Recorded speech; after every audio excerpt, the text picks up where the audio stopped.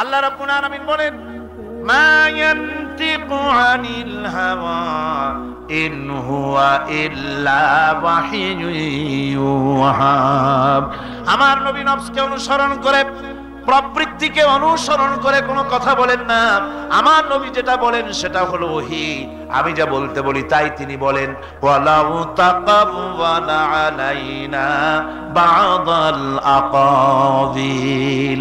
আমার নবী যদি নিজের থেকে বানিয়ে কোনো কথা যদি কোরআনের ভিতরে আমার নামে চালায় দিতেন, আমি আল্লাহ রাব্বুল আলামিন আমার নবীর ডান হাতকে চেপে ধরতাম, আর তার কণ্ঠ নালীকে আমি আল্লাহ রাব্বুল আলামিন কেটে ফেলে দিতাম। তিনি যা বলেছেন সব কার কথা? আল্লাহ পাকের কথা। তিনি হচ্ছেন গোটা বিশ্বের সর্বশ্রেষ্ঠ চরিত্রের আধার। তার চরিত্রের সার্টিফিকেট আল্লাহ পাক দিচ্ছেন। চরিত্রের সার্টিফিকেট কে দিলেন? আল্লাহ পাক দিয়েছেন। কোরআনে কারীমের মধ্যে আল্লাহ রাব্বুল আলামিন বলেন, ওয়া ইন্নাকা লাআলা খুলুকিন আযীম। নবী হে, আপনি হচ্ছেন পুত পবিত্র চরিত্রের উপরে প্রতিষ্ঠিত। সুবহানাল্লাহি ওয়া বিহামদিহি। আপনি শ্রেষ্ঠ চরিত্রের উপরে প্রতিষ্ঠিত। দেখুন, রাসূল করিম সাল্লাল্লাহু আলাইহি ওয়াসাল্লাম নবুয়ত পাওয়ার পর যখন তিনি ঘরে প্রবেশ করেছেন, সর্বপ্রথম হযরত জিবরাইলের সঙ্গে জীবনের প্রথম দেখা। ভয় পেয়েছেন, শরীরে জ্বর এসেছে, এবং হযরতে খাদিজাকে গিয়ে বলছেন যে আমাকে ঢেকে দাও, আমি ভয় পেয়েছি। হযরতে খাদিজাতুল কুবরা রাদিয়াল্লাহু তাআলা আনহা তিনি রাসূলকে বলছেন, আবুল কাসেম, হে কাসেমের পিতা, আপনার ভয় পাওয়ার কোনো কারণ নাই। আপনাকে জিন বা শয়তান কোনো অনিষ্ট করতে পারে না, কারণ আপনি এতিমদেরকে, মিসকিনদেরকে খেতে দেন, আপনি বিধবাকে আশ্রয় দেন, আপনি প্রতিবেশীর হক আদায় করেন, আপনি আত্মীয়দের হক আদায় করেন। কি সার্টিফিকেট দিচ্ছেন? স্ত্রী তো স্বামীর জন্য ভালোবাসা দিতে পারে, মহব্বত দিতে পারে, জান দিতে পারে, কিন্তু ঈমান তো আনতে পারে না। ঈমান আনা তো এত সহজ ব্যাপার না। কিন্তু রাসূল করিম সাল্লাল্লাহু আলাইহি ওয়াসাল্লাম যখন তাকে তাওহীদের দাওয়াত দিলেন, রিসালাতের দাওয়াত দিলেন এবং বললেন আমি নবী, হযরত খাদিজা এক মুহূর্ত দেরি করেন।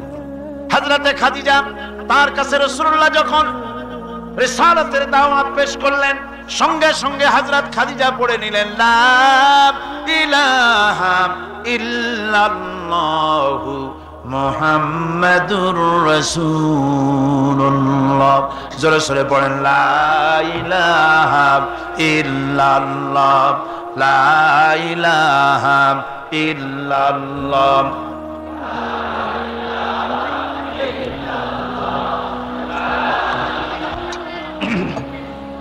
মুহাব্বতের সাথে জোরে সোরে পড়েন, লা ইলাহা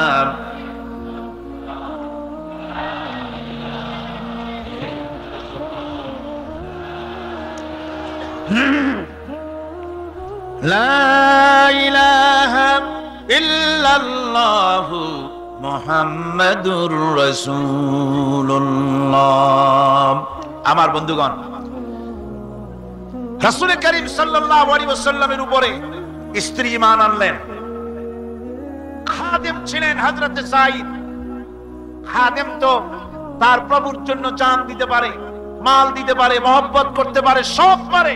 খাদেম ঈমান আনতে পারে না, যেহেতু খাদেমের কাছে তার সাহেবের ইনস এন্ড আউট, তার ভেতর বাইরে সবকিছুই পরিষ্কার থাকে। হযরতে রাসূলের খাদেম ছিলেন হযরতে যায়েদ।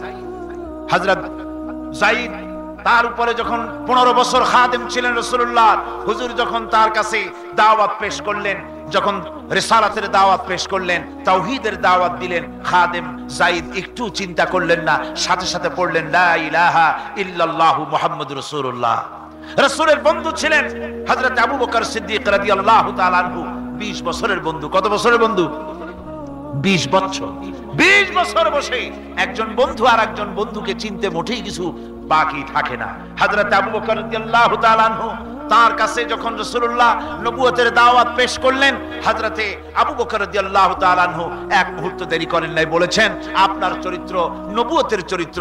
আগেই বুঝতে পেরেছি সাধারণ মানুষের চরিত্র এমন হতে পারে না। তিনিও কালেমা পড়ে মুসলমান হয়ে গেলেন। সাহাবায়ে কেরাম রাসূলের প্রতি এই মোহাব্বত, এই শ্রদ্ধা তারা পোষণ করেছেন। নবী তার চরিত্র দিয়ে মানুষের সামনে নিজেকে প্রকাশ করেছেন। তার চরিত্র দুই রকম ছিল না, চরিত্র একরকম ছিল। ব্যক্তিগত চরিত্র আর পারিবারিক চরিত্র দুই রকম না। তার ব্যক্তিগত যে চরিত্র এটাই ছিল তার ঘরের চরিত্র, যেটা ছিল ঘরের সেটাই ছিল বাইরের। হযরত আয়েশা সিদ্দিকা রাদিয়াল্লাহু তাআলা আনহা সাহাবীদের প্রশ্নের জবাবে বলেছেন, রাসূলের চরিত্র হচ্ছে কোরআন। রাসূলের চরিত্র কি? কোরআন। রাসূলুল্লাহ এই পৃথিবীতে কেন আসছেন? আসার কারণ হলো তিনি হচ্ছেন আদর্শ। আল্লাহর নবী বলেছেন, লাকাদ কানা লাকুম ফি রাসূলিল্লাহি উসওয়াতুন হাসানাহ, তোমাদের জন্য গ্রহণযোগ্য মহত্তম আদর্শ হতেছে তোমাদের রাসূল। তোমাদের রাসূলের ভিতরেই তোমাদের আদর্শ রয়েছে। তার কাছ থেকে তোমরা আদর্শ গ্রহণ করো। তিনি এতিমের আদর্শ, শিশুর আদর্শ, কিশোরদের আদর্শ, যুবকের আদর্শ, তরুণের আদর্শ, বৃদ্ধের আদর্শ, পিতার আদর্শ, নানার আদর্শ, স্বামীর আদর্শ, সেনাপতির আদর্শ, শ্রমিকের আদর্শ, রাষ্ট্রপ্রধানেরও সকলের জন্য আদর্শ। যেই যুগে বেহাপনার উলঙ্গপনা দিয়েছিল সমাজ ভর্তি, আল্লাহর ঘর তাওয়াফ করে নারী আর পুরুষেরা উলঙ্গ হয়ে, সেই যুগে রাসূলুল্লাহ যখন কাবা শরীফ রিকনস্ট্রাকশন হচ্ছিল, পুনর্নির্মাণ হচ্ছিল, তখন তিনি বহন করছিলেন পাথরগুলি মাথায় করে।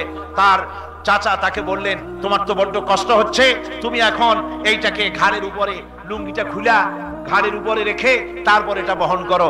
হুজুর যখন লুঙ্গির গিরায় হাত দিয়েছেন খুলবেন এই চিন্তা করে, ঘাড়ের উপরে রেখে পাথর বহন করবেন, লুঙ্গির গিটে হাত দিয়েছেন, খোলেন নাই। লুঙ্গির গিটের উপরে হাত রেখে তিনি চিন্তা করলেন, এতগুলি লোকের সামনে কাপড়টা খুললে পরে কি শরম হবে। কাপড়টা খোলেনি নাই, শুধু খুললে পরে কি লজ্জা হবে। এই আগাম শরমের অনুভূতিতে মুহাম্মদ সাল্লাল্লাহু আলাইহি ওয়াসাল্লাম বেহুশ হয়ে জমিনের উপরে পড়ে গেছে। আদর্শ কাকে বলে? শিশুর আদর্শ, কিশোরের আদর্শ, স্বামীর আদর্শ, পিতার আদর্শ, নানার আদর্শ, গোটা পৃথিবীর সমস্ত মানুষের আদর্শ রাসূল করিম সাল্লাল্লাহু আলাইহি ওয়াসাল্লাম। তার কাছে তিনি স্ত্রীদের আদর্শ ছিলেন, তিনি নানার আদর্শ ছিলেন। ইমাম হোসেনকে তিনি কোলে নিচ্ছেন, ঘাড়ে উঠছে বাচ্চা, বুকের উপরে উঠছে। একজন সাহাবী বলছেন, হুজুর বাচ্চা পেলে আপনি এত আদর করেন, আমার তো ৬-৭টা ছেলে মেয়ে, আমি মোটে কোলেও নি না, আর জীবনে একবার চুমাও খাই না, আমার মোটে ইচ্ছাই করে না। হুজুর বললেন, আল্লাহ যদি তোমার দিলের মধ্যে রহম পয়দা না করেন তো আমি কি করতে পারি? হুজুর বাচ্চাকে নিয়ে আদর করছেন। ইমাম হোসেনকে বলছেন, হোসেন কে বড় বলো তো, তুমি বড় না আমি বড়? হোসেন বলছেন, নানাজি আমি আপনার থেকে বড়। আশ্চর্য কথা, তুমি আমার থেকে বড় কিভাবে? হোসেন বলছেন, নানাজি বলুন তো আপনার পিতার নাম কি? হুজুর বলছেন, আমার পিতার নাম আব্দুল্লাহ। হোসেন বলছেন, এই আব্দুল্লাহ এই পর্যন্তই শেষ, আপনি তো আমার পিতার মতো পিতা পান নাই, আমার আব্বার মতো আব্বা আপনার আছে। আমার আব্বাকে বলা হয় আসাদুল্লাহিল গালিব, সমস্ত কাফেরদের জন্য বিজয়ী বীর বাঘ আমার আব্বা। এবং আমার আব্বা সম্পর্কে আপনি বলেছেন, আনা মাদিনাতুল ইলম ওয়া আলিয়ুম বাবুহা, আমি হচ্ছে একটি জ্ঞানের রাজ্য আর আলী হচ্ছে সেই রাজ্যে প্রবেশের প্রধান তোরণ। আমার বাপের মতো বাপ আছে আপনার? হুজুর আশ্চর্য হয়ে গেলেন, বাচ্চা বলে কি? হোসেন বলছেন, নানাজি এবার কোন তো দেখি, এবার বলুন তো দেখি আপনার মায়ের নাম কি? হুজুর বলছেন, আমার মায়ের নাম আমেনা।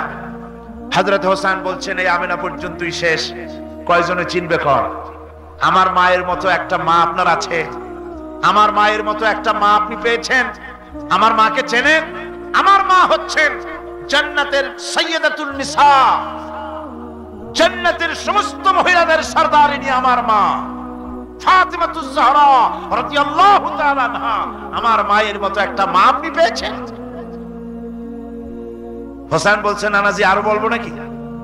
কয় হ্যাঁ বলো। বলছে, নানাজি এবার কোন তো দেখি আপনার নানার নাম কি? হুজুর বলছেন, আমার নানার নাম আব্দুল ওয়াহাব।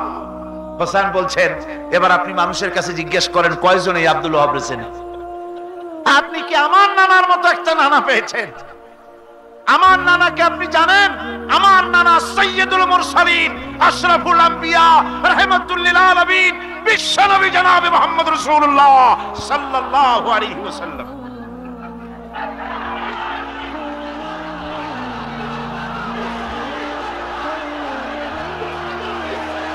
রাসূল করিম সাল্লাল্লাহু আলাইহি ওয়াসাল্লাম হোসাইনকে বুকের সাথে জড়িয়ে ধরে হোসাইনের ঠোঁটের উপরে, তার চিবুকের উপরে, তার গণ্ডদেশে, তার কপলে বারবার চুমু খেতে লাগলেন আর বললেন, না না, আমি আজকে তোমার সামনে হেরে গেলাম। সুবহানাল্লাহি ওয়া বিহামদিহি। কি আদর করতেন তিনি বাচ্চাদেরকে। রাসূলুল্লাহ রাস্তা দিয়ে যেতেন আর বাচ্চারা খেলাধুলা ছেড়ে রাসূলের কাছে ছুটে আসতো। একবার তো রাসূলুল্লাহ একটা বাচ্চার মাথায় হাত বুলিয়ে খেলা ছেড়ে দিয়ে ছুটে আসছে। হুজুর তাকে জিজ্ঞেস করলেন, তোমার সাথে যে পাখিটা থাকতো সেই লাল পাখিটা কই? ছেলে তো কেঁদে ফেললো। ছেলে বলে ফেললো যে আপনি বিশ্বনবী, আমি একটা ছোট্ট মানুষ, আমার পাখির খবর আপনি রাখেন। সুবহানাল্লাহি ওয়া বিহামদিহি। রাসূলুল্লাহ তার চরিত্র দিয়ে মানুষকে জয় করেছিলেন, মহব্বত দিয়ে। তরবারি দিয়ে ইসলাম প্রতিষ্ঠিত হয় নাই, ইসলাম এসেছে মহব্বত দিয়ে, উদারতা দিয়ে, ভালোবাসা দিয়ে। তরবারি দিয়ে ইসলাম বিজয় হয় নাই পৃথিবীর বুকে। পিতামাতার প্রতি ভালোবাসা ইসলামের এক মহান শিক্ষা, যা দেখতে পাওয়া যায় রাসূলুল্লাহ সাল্লাল্লাহু আলাইহি ওয়াসাল্লামের চরিত্রে। আল্লাহ রাব্বুল আলামিন বলেন, ওয়াকুল লাহুমা কাওলান কারীমা। মা বাবার সঙ্গে সম্মানজনক কথা বলো, খবরদার বেয়াদবি করবে না। আর মা বাবার জন্য, তাদের জন্য আমি আল্লাহ রাব্বুল আলামিনের কাছে দোয়া করো, রব্বিরহামহুমা কামা রাব্বায়ানি সাগীরা। পড়েন সবাই, রব্বিরহামহুমা কামা রাব্বায়ানি সাগীরা। আল্লাহ রাব্বুল আলামিন শিখায় দিলেন, বান্দারে তোর মা বাপের জন্য আমার কাছে দোয়া কর, আয় আল্লাহ আমার মা বাপ যেমন ছোট্টবেলায় আমাকে স্নেহের কোলে লালন পালন করেছে, মাবুদ গো আমার মা বাপকে তোমার রহমতের কোলে লালন পালন করো। আল্লাহ শিখাই দিচ্ছে। হাদিস শরীফে এসেছে, হুজুর বসে আছেন মসজিদে নববীতে, সাহাবায়ে কেরাম বসা। এক বৃদ্ধা মহিলা প্রবেশ করেছেন মসজিদে, হুজুর তাকে দেখে দাঁড়ায় গেলেন। মহিলা আসার পর নবীজি নিজের গায়ের চাদর বিছিয়ে দিলেন। মহিলা চলে যাওয়ার পর সাহাবায়ে কেরাম জিজ্ঞেস করলেন, হুজুর একজন সাধারণ মেয়ে লোকের জন্য হুজুর নিজের চাদর বিছাইলেন, বুঝলাম না ফজিলত কি, চিনলাম না মেয়ে লোকটাকে। হুজুর বলেন, সাহাবীরা চাদর তো ভালো, হক তো আদায় করতে পারি নাই, চিনতে পারো নাই, তোমরা বুঝতে পারো নাই। আমি দুনিয়া আসার পর আমার মায়ের দুধ আমার কিসমতে তেমন হয় নাই, আমি আমার মায়ের যত্ন তেমন পাই নাই, স্নেহ আদর তেমন পাই নাই। যার বুকের দুধ খাইয়া, যার কোলে কাখে চড়ে আমি বড় হয়েছি, ইনি আমার সেই দুধ মা হযরতে হালিমাতুস সাদিয়া। বন্ধুরা, মা যদি বেঁচে থাকে, রাত্রে বাড়ি গিয়ে পায়ে ধরুন, বলেন মা অন্যায় করেছি, জীবনে বহু বেয়াদবি করেছি, আমারে মাফ করে দাও। বিশ্বাস করুন, মা বাপের যদি খেদমত করেন, মা বাপ যদি রাজি থাকে, রিজকে, খাদ্যে, টাকায়, ইজ্জতে জীবনেও কষ্ট হবে না। বিপদে অবিচলতার মূর্ত প্রতীক বিশ্বনবী মুহাম্মদ সাল্লাল্লাহু আলাইহি ওয়াসাল্লাম। সর্ব অবস্থায় আল্লাহর উপর ভরসা করে ধৈর্য ধরার ক্ষেত্রে তিনি স্থাপন করেছিলেন এক অনন্য দৃষ্টান্ত। হিজরতের ঘটনা তার প্রকৃষ্ট উদাহরণ। আমার ভাইয়েরা, বিপদে অবিচলতা আমাদেরকে পয়গম্বরেরা শিক্ষা দান করেছেন। আমরা দেখতে পেয়েছি বিশ্বনবী জনাবে মুহাম্মদুর রাসূলুল্লাহ সাল্লাল্লাহু আলাইহি ওয়াসাল্লাম হিজরতের রাত, কাফেররা চতুর্দিকে দাঁড়ানো।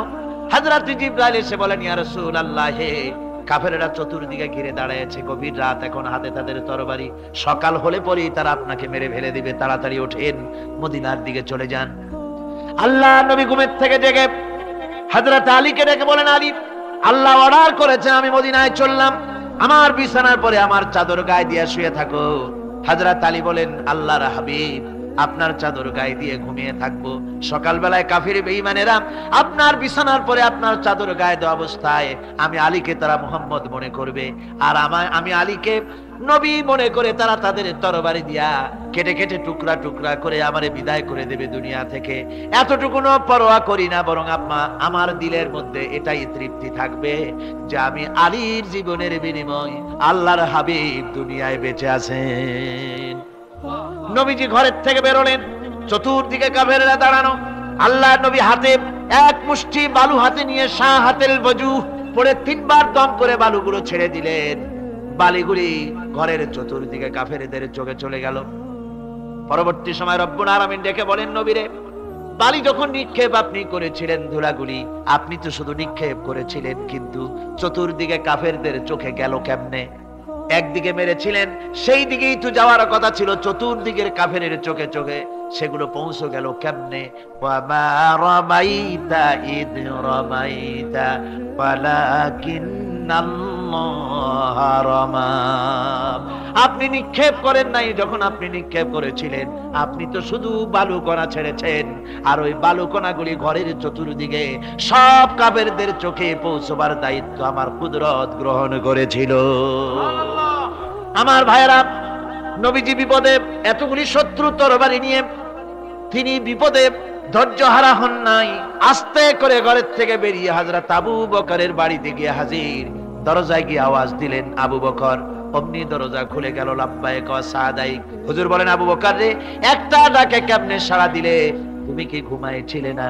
হযরত আবু বকর বলেন, হুজুর আপনি বলেছেন আমাকে নিয়ে হিজরত করবেন, আমি মনে মনে চিন্তা করেছি না জানি কত রাত্রে নবীজি আসেন, উঠতে যদি আমার দেরি হয়ে যায়, নবীজি যদি দরজার কাছে দাঁড়ায় দাঁড়ায় আমারে ডাকাডাকি করে, আর আমি যদি ঘুমায় থাকি, তাহলে আল্লাহর নবীর সঙ্গে বেয়াদবি হয়ে যাবে। এই মনে করে বিছানায় না ঘুমাইয়া আপনার গলার আওয়াজ শোনার জন্য এই দরজার সঙ্গে পিঠ লাগায়া লাগায়া দাঁড়ায়া ঘুমাচ্ছিলাম। আল্লাহর নবী হযরত আবু বকরকে সঙ্গে করে নিয়ে চললেন মদিনার দিকে। উল্টা পথে রওনা করলেন। বারবার কাবা শরীফের দিকে তাকাতে লাগলেন। বুখারী শরীফে এসেছে, নবীজি বারবার কাবার দিকে তাকিয়ে বলতেছেন, রে কাবা, বড় আশা ছিল তোর কাছে থাকবো, তোর খেদমত করব, কিন্তু তোর নিষ্ঠুর সন্তানেরা তোর কাছে আমারে থাকতে দিল না রে। আল্লাহ নবী মিসফালা দিয়ে জাবালে কেদোয়ার উপর দিয়ে চলে গেলেন জাবালে সুরে। গুহার কাছে যখন গিয়েছেন, ফজর রক্ত হয়ে গেল। হযরত আবু বকর রাদিয়াল্লাহু তাআলা আনহু বলছেন, হুজুর আর উপায় নাই, দিন হয়ে গেল, এখন বুঝি ধরা পড়ে যাব, ওই গুহার মধ্যে গিয়ে আশ্রয় নেই। তবে আপনি দাঁড়ান, গুহার ভিতরে পাহাড়িয়া গুহা, বিচ্ছু থাকতে পারে, সাপ থাকতে পারে, আমি আগে ঢুকি, যদি কোনো হিংস্র প্রাণী থাকে আমার উপর দিয়া আঘাত হয়ে যাক, আল্লাহর নবী হেফাজতে থাকুক। হযরত আবু বকর রাদিয়াল্লাহু তাআলা আনহু গুহার ভিতরে নামলেন। নেমে গুহা সাফ করে হুজুরকে ডাকলেন। হুজুর তাশরীফ ফরমালেন গুহার মধ্যে। হুজুর বলেন, আবু বকর, হেঁটে হেঁটে কষ্ট হয়ে গেছে, তুমি বসো, তোমার উরুর উপরে মাথা রেখে আমি একটু ঘুমায়ে যাই। আল্লাহর হাবিব ঘুমায়ে গেলেন। হযরত আবু বকর লক্ষ্য করে দেখেন চতুর্দিকে অনেকগুলি গর্ত দেখা যায়। এই গর্ত থেকে সাপ আসতে পারে, বিচ্ছু আসতে পারে মনে করে নিজের গায়ের চাদর ছিঁড়ে ছিঁড়ে গর্তগুলি বন্ধ করা শুরু করে দিলেন। কয়েকটা গর্ত বন্ধ করার মতো চাদর আর নাই, পাও দিয়ে চেপে ধরলেন। এক পাহাড়িয়া বিষধর সাপ বেরোবার জন্য চেষ্টা করে বেরোবার পথ খুঁজে না পেয়ে হযরত আবু বকরের পায়ের উপরে দংশন করেছে। বিষের যন্ত্রণায় হযরত আবু বকরের চোখ থেকে পানি দরদর করে পড়ছে। রাসূলুল্লাহর ঘুম ভেঙে গেল। আল্লাহর নবী তাকে বলেন, আবু বকর, চোখে পানি কেন? বাড়ির কথা বুঝি মনে পড়ে গেছে? হযরত আবু বকর বলেন, ইয়া রাসূলুল্লাহ, আল্লাহর নামে কসম করে বলি, যেই দিন আমি ঈমান এনেছি ওই দিন থেকে আমার মা বাপ, আমার কোলে আমার সন্তান, আমার স্ত্রী, আমার জায়গা জমি ঘর বাড়ি, এমনকি আমার নিজের আত্মার চাইতে হুজুর আপনারে ভালোবাসি বেশি। তাহলে কাঁদো কেন? হযরত আবু বকর বলেন, হুজুর বাড়ির জন্য কাঁদি না, ছেলে পেলের জন্য কাঁদি না, সাপে দংশন করেছে, যন্ত্রণায় কাঁদতেছি। আল্লাহ নবী সঙ্গে সঙ্গে মুখ থেকে শুধু বার করে যন্ত্রণার জায়গায় লাগাই দিলেন। সঙ্গে সঙ্গে যন্ত্রণা বন্ধ হয়ে গেল। হুজুর বললেন, আবু বকর, প্রথম যখন তোমার এই আঘাত করেছিল সাপে, আমাকে কেন তাড়াতাড়ি বলো নাই? এতক্ষণ তো তোমার কষ্ট হতো না। হযরত আবু বকর বলেন, ইয়া রাসূলুল্লাহ, ওটা তো সাপে কাটার যন্ত্রণা, ওই যন্ত্রণায় আমার রক্ত জ্বলতেছে, যন্ত্রণায় যন্ত্রণায় আমার কলেজাটা যদি ফেটেও যেত, আল্লাহর হাবিব আরাম ফরমাচ্ছিলেন, আমি তাকে আরামে বিঘ্ন ঘটাতে পারতাম না। আমার ভাইয়েরা, হযরত আবু বকর, হযরত রাসূল দুজন বসে আছেন। এমনি সময় কাফের বেঈমানেরা খুঁজতে খুঁজতে জায়গা মতো এসে গেছে। একজনে বলে ভিতরে আছে, আর একজনে বলে নাই। পায়ের যদি থাকবে তাহলে মাকড়সায় জাল বুনালো কি করে? পাখি ডিম পেড়ে বসে আছে কি করে তাদের সন্দেহ হতে লাগলো। এর মধ্যে না একজন বলে আছে আর একজন বলে নাই। হযরত আবু বকর ভয়ের চোটে কেঁদে ফেলেছেন, হুজুর আর উপায় নাই। এই যে অবস্থা, এই অবস্থার ভেতরেও আল্লাহ নবী এতটুকু ঘাবড়ে যান নাই। শত্রুরা তরবারি নিয়ে এসেছে, সুযোগ পেলে একটু তাকালেই দেখতে পাবে, তুলে মেরে ফেলে দেবে। আল্লাহর হাবিব মোটেই ধৈর্য হারালেন না, এতটুকু হতাশ হলেন না। আল্লাহ পাকের হাবিব তার সাথীকে কি বললেন তখন কোরআনে কারীম সূরা তাওবার মধ্যে আল্লাহ তা উদ্ধৃত করেছেন মুমিনদের জন্য। ইযহুমা ফিল গার ইয ইয়াকুলু লিসাহিবিহি লা তাহজান ইন্নাল্লাহা মা'ানা। ও আমার সাথী, ও বন্ধু, ভয় করো না, চিন্তা করো না, আমরা মাইনরিটি নই, আমরাই মেজরিটি। তার কারণ আল্লাহ আমাদের সাথে আছেন। সুবহানাল্লাহ। রাসূলুল্লাহ সাল্লাল্লাহু আলাইহি ওয়াসাল্লাম অত্যন্ত সাদাসিধে জীবন যাপন করতেন। হিজরত করে মদিনায় গিয়ে ইসলামী রাষ্ট্র কায়েম করার পরও তার দারিদ্রতা কাটেনি। হাদিসে এসেছে সে কথা। হযরত আবু হুরায়রা রাদিয়াল্লাহু তাআলা আনহু বলেন, আমি রাসূলুল্লাহর কাছে গেলাম, হুজুরকে গিয়ে সালাম করলাম। আল্লাহর নবী সালামের জবাব দিলেন, কিন্তু দেখতে পেলাম মুখ নড়ে, আওয়াজ বেরোলো না। কারণ কি? কাছে গিয়ে দেখি নবীজি ক্ষুধার যন্ত্রণায় কথা বলতেছেন, আওয়াজ বেরোতেছে না। এত ক্ষুধা লেগেছে আল্লাহর নবীর। 2-4 দিন চলে গেছে, খাবার নাই। রাসূলুল্লাহ সমস্ত গনিমতের মাল, যাকাত সদকার মালগুলি, খাদ্য দ্রব্যগুলি দুহাতে বিতরণ করেছেন। নিজের পেটে খাবার নাই, মানুষকে দিতেছেন। দিতে দিতে এশার নামাজ পড়ে নবীজি ঘরের মধ্যে প্রবেশ করে হযরত আয়েশা সিদ্দিকা রাদিয়াল্লাহু তাআলা আনহাকে ডেকে বলেন, আয়েশা রে, সারাদিন কষ্ট করেছি, দারুণ ক্ষুধা লেগেছে, তাড়াতাড়ি করে কিছু খাবার আমারে এনে দাও। হযরত আয়েশা হুজুরের ক্ষুধার্ত শ্রান্ত ক্লান্ত চেহারার দিকে তাকাইয়া হযরত আয়েশা কেঁদে ফেলেছেন। হযরত মা আয়েশা কাঁদেন আর বলেন, ইয়া রাসূলুল্লাহ, হে আল্লাহর নামের কসম করে বলি, আমি আয়েশার ঘরে কোনো পানি ছাড়া কোনো খাবার নাই। এই ছিল রাসূলের আদর্শ। হাদিস শরীফে এসেছে, আল্লাহর নবী বলেন, তোমরা যদি রাষ্ট্রীয় ক্ষমতায় যাও, বাড়ি না থাকলে সরকারি খরচ একটা বাড়ি নিতে পারো। তোমার যদি যানবাহন না থাকে, সরকারি খরচে যানবাহন নিতে পারো। ছেলে মেয়ের কাপড় চোপড়, লেখাপড়া, শিক্ষা, চিকিৎসার জন্য যদি না থাকে, তাহলে তুমি সরকার থেকে নিতে পারো। কিন্তু এর থেকে এক চুল পরিমাণ যদি পাও বাড়াও, সরকারের মাল জনগণের মাল, এর থেকে প্রয়োজনের বাইরে যদি তুমি নিজের জন্য নিতে থাকো, কিয়ামতের দিন আল্লাহর দরবারে চোরের কাতারে তোমারে দাঁড়ানো লাগবে। দুনিয়ায় যত সম্মান পাও না কেন, কিয়ামতে আল্লাহর দরবারে কিসের কাতারে দাঁড়াবে? চোরের কাতারে দাঁড়াতে হবে। রাসূল পাক সাল্লাল্লাহু আলাইহি ওয়াসাল্লাম এমন এক সমাজ কায়েম করেছিলেন। আমার হতাশাগ্রস্ত ছাত্ররা, যেসব ছাত্ররা সমাজতন্ত্র তোমরা করো, যারা সমাজতন্ত্র করতে হতাশাগ্রস্ত হয়েছে, এখন যাব কোথায় বলে হতাশ হয়ে গিয়েছো তোমরা, আমরা তোমাদেরকে দাওয়াত দেই, কোরআনের মাহফিল থেকে দাওয়াত দেই, ফিরে আসো। হতাশ হওয়ার কোনো কারণ নাই। লেনিন মরার, ও মরে গেছে। কার্ল মার্কস মরার, মরে গেছে, পচে গেছে, গলে গেছে, দুনিয়া থেকে শেষ হয়ে গিয়েছে। আল্লাহর নবীর নেতৃত্ব, সূর্য যতদিন উঠবে আর ডুববে, নবীজির নেতৃত্ব শেষ হবে না। ওই নেতৃত্বে আসো, রাসূলের নেতৃত্ব মেনে নাও, কোরআনের শাসন মেনে নাও, তাহলেই শান্তি পাবে তোমরা।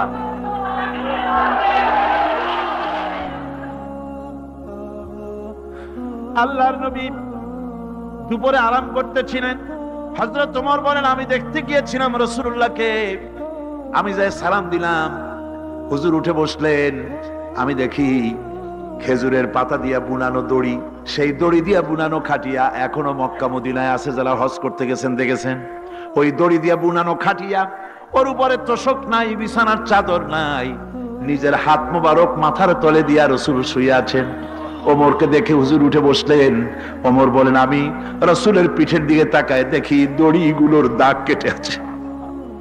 আমি সহ্য করতে পারলাম না, আমি শিশুর মতো ডুকরে কেঁদে উঠলাম, বললাম, ইয়া রাসূলুল্লাহ, এই পৃথিবীর কাফির বেঈমানেরা এত শান্তি করলো দুনিয়ায়, আর আল্লাহর হাবিবের পিঠে দড়ির দাগ বরদাস্ত করতে পারছি না। আপনি আমার অনুমতি দেন, একটা তোশক আপনার জন্য বানায় দেই। হুজুর আমার বলেন, ওমর রে শোনো, দুনিয়ায় শান্তি করার জন্য আমি আসি নাই। আমি যদি হুকুম করি উহুদ পাহাড় আমার জন্য সোনায় পরিণত হয়ে যা, উহুদ পাহাড়টা আমার জন্য সোনা হয়ে যেতে পারে। আমি দুনিয়ায় শান্তির জন্য আসি নাই, এসেছি মানবতার মুক্তির জন্য। পৃথিবীর মানুষগুলিকে বাঁচাতে এসেছি, সাদা কালো মানুষের ব্যবধান দূর করতে এসেছি। রাসূলুল্লাহ নারীর অধিকার দিলেন, সাদা কালো মানুষের ব্যবধান দূর করে দিলেন। পাহাড় সমান উঁচা সাদা কালো মানুষের অধিকারকে প্রতিষ্ঠিত করলেন, বললেন মানুষে মানুষে কোনো পার্থক্য নাই। আরবের উপরে অনারবের, অনারবের উপরে আরবের, ভাষার, সাদার উপরে কালোর, কালোর উপরে সাদার, কোন বর্ণ বৈষম্য ইত্যাদি দিয়ে মানুষের ফজিলত হয় না। মানুষের মর্যাদা বাড়ে। ইন্না আকরামাকুম ইনদাল্লাহি আতকাকুম। মানুষের মধ্যে মর্যাদা তোমাদের মধ্যে আল্লাহর কাছে তার যে ব্যক্তি তোমাদের মধ্যে আল্লাহকে বেশি ভয় করে। সুবহানাল্লাহ কোন, সুবহানাল্লাহ কোন। আমার ভাইয়েরা, নবীজি মদিনা মুনাওয়ারায় ইসলামী রাষ্ট্রের রাষ্ট্রপ্রধান হয়েছেন। আজ বাজারে যেতেছেন, যাওয়ার সময় ডেকে ডেকে বলেন, বিধবাদের বাড়ির সামনে দিয়ে যায়, তোমাদের বাজার লাগবে নাকি? এতিমের বাড়ির সামনে থেকে যায়, তোমাদের বাজার লাগবে নাকি? আমারে বলো, আমি বাজার করে এনে দেব। নিজের পেটে খাবার নাই, দুয়ারে দুয়ারে খাবার পৌঁছে গেছে, খাবারের অভাব নাই, মানুষ খাওয়া পেয়েছে, পড়া পেয়েছে, চুরি ডাকাতি বন্ধ হয়ে গেছে। হুজুর বলেন, খায়রুল কুরুনে কারনি, সর্বশ্রেষ্ঠ যুগ আমার যুগ। সুদ বন্ধ হয়ে গেল। রাসূলুল্লাহ বললেন, সুদ আর চলবে না, হারাম। সুদ বন্ধ হয়ে গেল। হুজুর ব্যাংক চালু করে দিলেন। ব্যাংকের নাম হলো বাইতুল মাল। কি নাম হলো? এই ব্যাংক যেদিন রাসূলুল্লাহ উদ্বোধন করেন, আল্লাহর নবী বাইতুল মাল ব্যাংক উদ্বোধনের দিনে যে বক্তৃতা করলেন, বুখারীতে সেই বক্তৃতা লেখা হয়ে গেল। আল্লাহর নবী বলেন, মান তারাকা দায়নান আও দিয়ান ফালাইয়া। আমার এই রাষ্ট্রের ভিতরে কোন মানুষ যদি ঋণগ্রস্ত অবস্থায় মারা যায় আর ঋণ পরিশোধ করার মতো অর্থ যদি তার কাছে না থাকে, তাহলে তার ঋণ পরিশোধের দায়িত্ব, তার বিধবা স্ত্রী আর তার এতিম বাল বাচ্চার সব দায়িত্ব আমি মুহাম্মদ সাল্লাল্লাহু আলাইহি ওয়াসাল্লাম আমার কাঁধের উপরে উঠাইয়া নিলাম। এমন সুন্দর রাষ্ট্র চালু হয়ে গেছে, মানুষ খাবার পেয়েছে, পড়ার পেয়েছে। বুড়োরা, যাদের কাজ নাই, বুড়ো মানুষ কাজ করতে পারে না, তারা বসে বসে খাবারের ব্যবস্থা হয়ে গেছে। যুবকদের চাকরি হয়ে গেছে, বেকার কেউ আর বেকার নাই, সব কাজে ব্যস্ত হয়ে গেছে, মানুষের কাছে কাজ মিলেছে। কৃষক তাদের উৎপাদিত পণ্যের সঠিক মূল্য পাচ্ছে, শ্রমিক শ্রমের মর্যাদা পাচ্ছে, শ্রমিক মর্যাদা পাচ্ছে। রাসূলুল্লাহ বলেছেন, শ্রমিক আর মালিক, মনিব আর গোলামের সম্পর্ক না, সম্পর্ক ভাই ভাই। সম্পর্ক কি? শ্রমিকের মর্যাদা রাসূলুল্লাহ এভাবে দিলেন, নিজে শ্রম দিলেন। মদিনার 8 বছর চলে যাওয়ার পর হযরত আয়েশা রাসূলুল্লাহকে দেখলেন মাজা কুজা। হযরত আয়েশা বলেন, হুজুর মাজাটা কুজা কেন? বয়সের কারণে হলো নাকি? হুজুর বলেন, না, বয়সের কারণে হয় নাই। এই মদিনার চতুর্দিকে কাফির বেঈমানেরা যখন মদিনাকে আক্রমণ করেছিল, আমি তখন মদিনার চতুর্দিকে খন্দক পরিখা খনন করেছিলাম। 3 মাইল লম্বা, 15 ফিট গভীর, 30 ফিট চওড়া। সাহাবীরা মাটি কেটেছে, আমি মাটি বহন করেছি, আবার আমি মাটি কেটেছি, সাহাবীরা মাটি কেটেছে। মাটি কেটে আর মাটির ঝুড়ি বহন করে করে কোমরে যে বেদনা হয়েছিল, আজ পর্যন্ত সেই বেদনা সেরে যায় নাই। এই হলো আমার রাসূল, এই হলো বিশ্ব নবী। কি নবী? সিল্লা এখন কি নবী?